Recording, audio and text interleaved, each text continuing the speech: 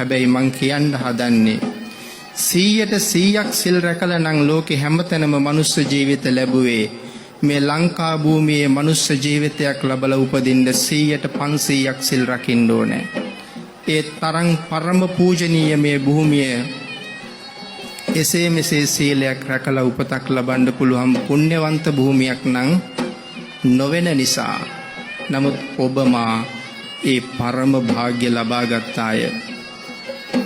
මේ මහා භද්‍ර කල්පයට පහළ වෙන සම්මා සම්බුදුරජාණන් වහන්සේලා සිව් නමක් පහළ වී හමාරයි. පින්නතුනි මේ සිව් නමම මේ දිවයිනට වැඩි එක ඉතාම ආශ්චර්ය කාරණාවක්. මේ මහා භද්‍ර කල්පයේ මුලින්ම පහළ වෙන කකුසඳ බුදුරජාණන් වහන්සේ මේ දිවයිනට උන්වහන්සේ වැඩම කළා.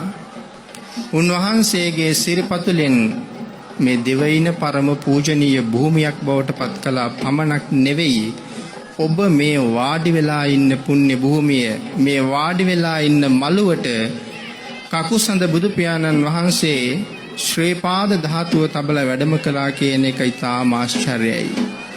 සඳහන් කළා මේ ලංකාව පිළිබඳව තථාගතයන් වහන්සේගේ විශේෂ ආඥාවල් තියෙන බව. පරිනිර්වාණ මංචකයේදී තථාගතයන් වහන්සේ කතා කරනවා සක්‍ර දේවේන්ද්‍ර මහරජතුමාට. කතා කරලා පරිනිර්වාණ මංචකයේදී බාර දෙනවා සක් දෙවිඳුනි, ලෝක බුද්ධ ශාසනය ආරක්ෂා කිරීම ඔබට බාරයි. සක් දෙවිඳුටයි බුද්ධ ශාසනය බාර කළේ. ලෝක බුද්ධ ශාසනය රැකීම ඔබට බාරයි.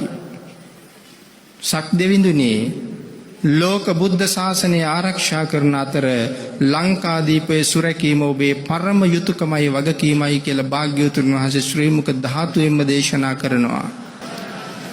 සක් දෙවි මහරජාණන් ඒ කාරණාව උන්වහන්සේ මූලිකත්වයෙන් කරන අතර ලංකාවට වැඩිය වෙලාවේ මේ තුන්වෙනි ලංකා ගමනේදී ඔබ වාඩි වෙලා ඉන්න, අපි වාඩි වෙලා ඉන්න මේ අති උතුම් පුණ්‍ය භූමියට තථාගතයන් වහන්සේ වැඩියා.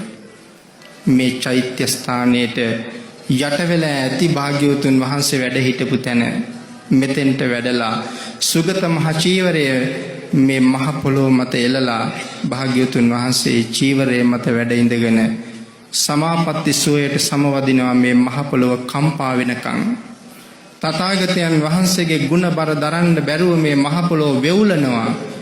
ඒ කියන්නේ මේ මහ පොළොවට ඒ තරම්ම ශක්තිය දෙනවා මේ භූමියේ ජාත පුත්‍රයන්ට සංසාරේ සුවය හොයාගෙන යන්න.